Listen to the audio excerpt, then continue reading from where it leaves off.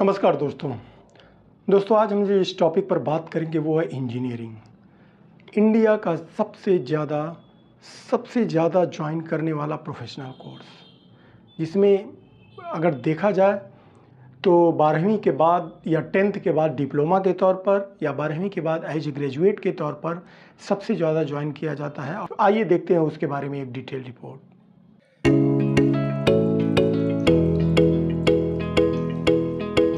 दोस्तों, बचपन से जब भी हम कोई कैरियर का ख्वाब देखते हैं तो इंडिया के 90% यंगस्टर्स के बीच में कुछ 3 या 4 ऐसे कैरियर हैं जिनके बारे में ज़रूर वो एक बार सोचते हैं, जिसमें से doctor, engineer, IAS, civil service.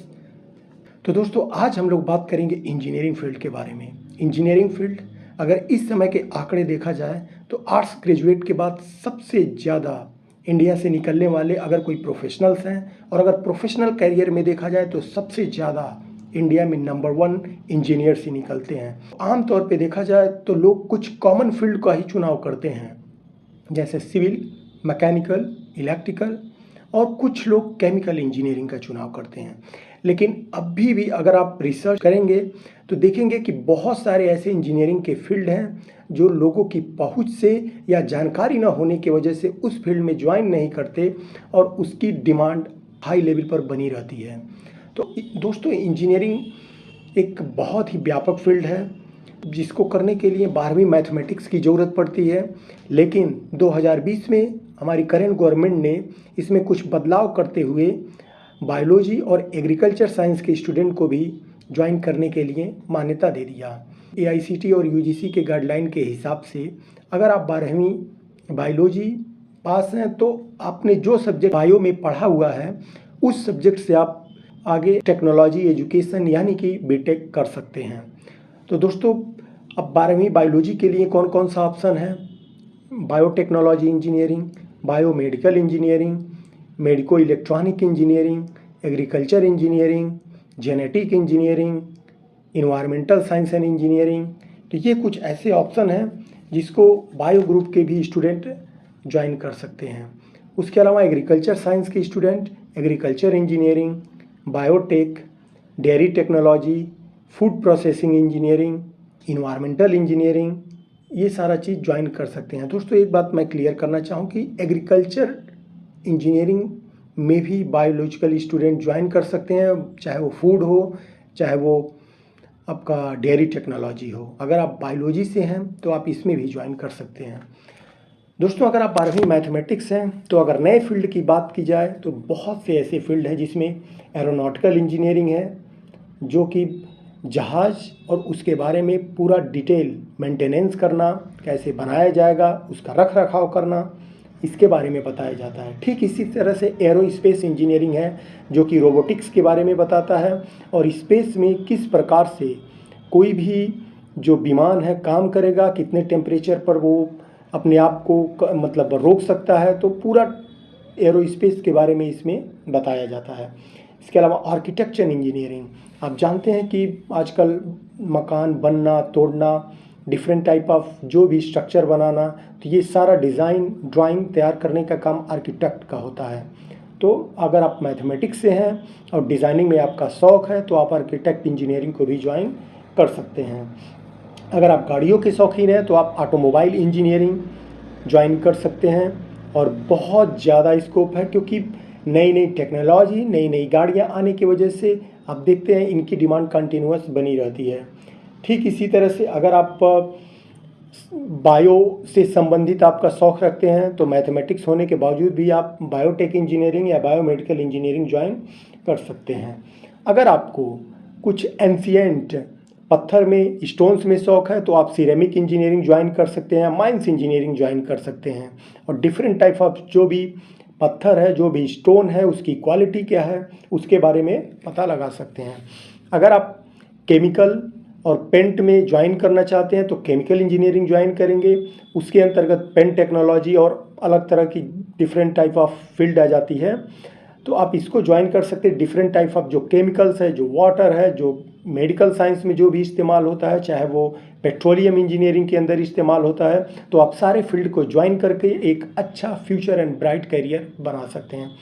तो ठीक इसी तरह से अगर आप घर बनाना, कंस्ट्रक्शन कंपनी, इन सब चीज़ों के शौक़ हैं तो आप सिविल इंजीनियरिंग ज्वाइन करके इसको पूरा कर सकते हैं। अगर आपको इलेक्ट्रिकल एंड इलेक्ट्रॉनिक में शौक़ रखते हैं तो आप इलेक्ट्रिकल एंड इलेक्ट्रॉनिक ज्वाइन कर सकते हैं।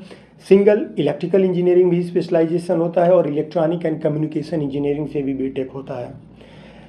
अगर आप प्रोडक्शन से संबंधित है तो industrial and production engineering join कर सकते हैं। छोटे छोटे पार्ट्स, किस प्रकार से कौन सी मशीन कैसे कंट्रोल होगा, इसको जानने के लिए आप instrumentation and control engineering join कर सकते हैं। दोस्तों, समुद्र विज्ञान एक बहुत व्यापक एरिया है। आप जानते हैं कि आज भी हम समुद्र के बहुत सारे अनसुलझे रहस्य से मतलब वाकिफ़ नहीं हैं। तो इसको जानने के लिए आप marine and ocean engineering join कर सकते हैं। इसमें भी अलग अलग स्पेशलाइजेशन होता है। मैकेनिकल, जो कि सबसे हाई डिमांडेड इंजीनियरिंग में फील्ड है, इसको भी ज्वाइन करके आप डिफरेंट मैकेनिकल फील्ड में, मशीनरी फील्ड में आप करियर बना सकते हैं। मेडिकल एंड इलेक्ट्रॉनिक, इसके बारे में भी मैंने आपको ऑलरेडी बताया। मेटालॉजी इंजीनियरिंग को भी ज्वाइन करके आप करियर बना सकते हैं। माइनिंग, आप जानते ही हैं, ऑलरेडी मैंने बताया कि ज़मीन के अंदर जो खदान है उसके अंदर different type of stone, different type of जो नेचुरल रिसोर्सेज है उसको निकालने के लिए स्पेशलाइज्ड तौर पर ज्वाइन कर सकते हैं। नवल आर्किटेक्ट इंजीनियरिंग, जानते हैं कि समुद्र में इतने बड़े बड़े जहाज़ कैसे तैरते हैं, किस प्रकार से उनका शेप बनावट होता है, तो ये डिज़ाइन करने का काम नवल आर्किटेक्ट का होता है। आप 12वीं मैथमेटिक्स के बाद इसको भी ज्वाइन कर सकते हैं।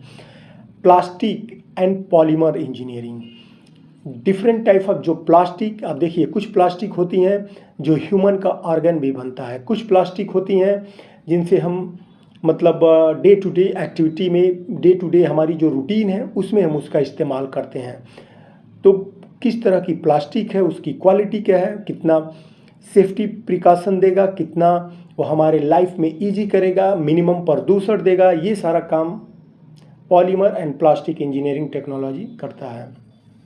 रोबोट, आज के समय में जो सबसे हाई डिमांड वो है रोबोट इंजीनियरिंग। तो आप रोबोटिक्स में भी स्पेशलाइजेशन कर सकते हैं। इसके अलावा आर्टिफिशियल इंटेलिजेंस में भी स्पेशलाइजेशन कर सकते हैं। हम क्योंकि ह्यूमन है तो बिना कपड़े के रह नहीं सकते, तो टेक्सटाइल इंजीनियरिंग में भी आप ज्वाइन करके और किस प्रकार से कपड़े का प्रोडक्शन होता है, उसकी क्वालिटी क्या होगी, इसके बारे में भी आप करियर बना सकते हैं। Information technology engineering same as a part computer science and engineering की तरह होता है, बट इसमें एक जगह से दूसरे जगह नेटवर्किंग के माध्यम से जो जुड़ने का जो टेक्नोलॉजी आईटी, उसके बारे में बताया जाता है। तो आप कंप्यूटर साइंस के अलावा अगर आप आईटी फील्ड में करियर बनाना चाहते हैं तो इसमें भी बना सकते हैं।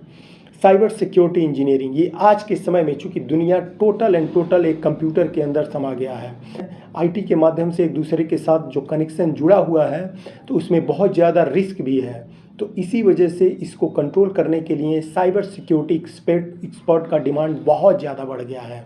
तो आप इस फील्ड को भी ज्वाइन करके और एक बहुत हाई पैकेज, हाई पोजीशन के साथ एक अच्छा करियर बना सकते हैं। इसके अलावा इन्वायरमेंटल इंजीनियरिंग, आप जानते हैं सिविल का एक पार्ट है, लेकिन अभी इसको एज ए स्पेशलाइजेशन के तौर पर भी ज्वाइन किया जा रहा है।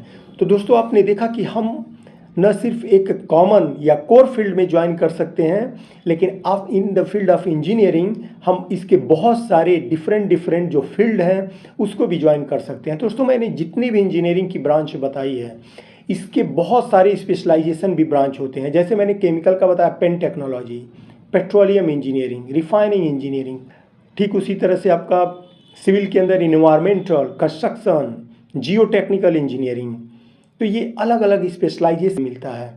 तो आगे जो भी मुझे जानकारी मिलेगा ज़रूर शेयर करूँगा।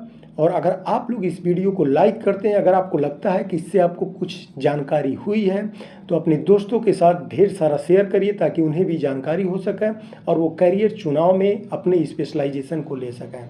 तो आज के लिए अभी इतना ही। थैंक यू दोस्तों।